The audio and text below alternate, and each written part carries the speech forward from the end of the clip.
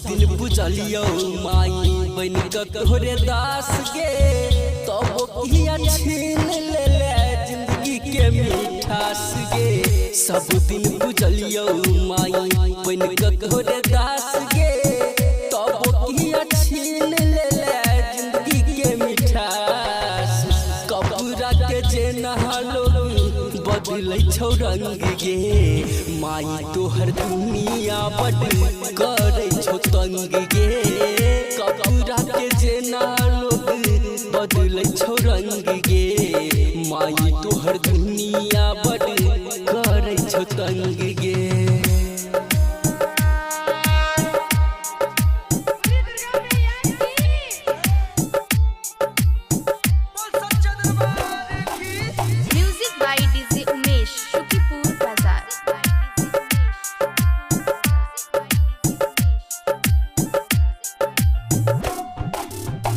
बुझ न पेली माई दुनिया के रीत गे मिठगर मुँह सलोगी बजे छौ तीत गे। मिठगर मुँह सलोगी बजे छौ तीत हो। बुझ न पेली माई दुनिया के रीत गे मिठगर मुँह सलोगी बजे छौ तीत गे।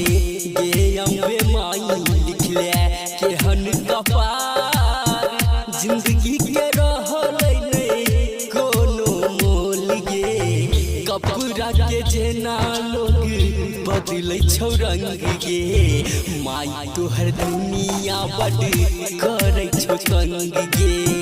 कपूरा के जेना लोग बदलै छौ रंग गे माई तोहर दुनिया बड़ करे छौ तंग गे।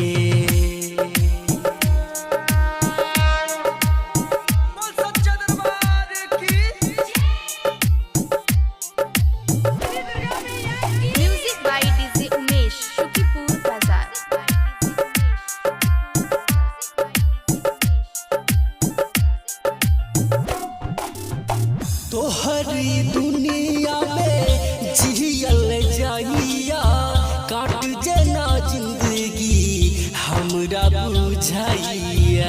काट जेना जिंदगी हमरा बुझाइया।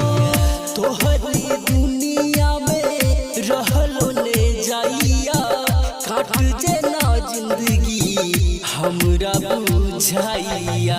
भक्ति के बिना कोना जीत हुई वो रहल नयानी अपन कोई संग गे। कपूरा के जेना लोग बदलै छौ रंग गे माई तोहर दुनिया बड़ करे छौ तंग गे।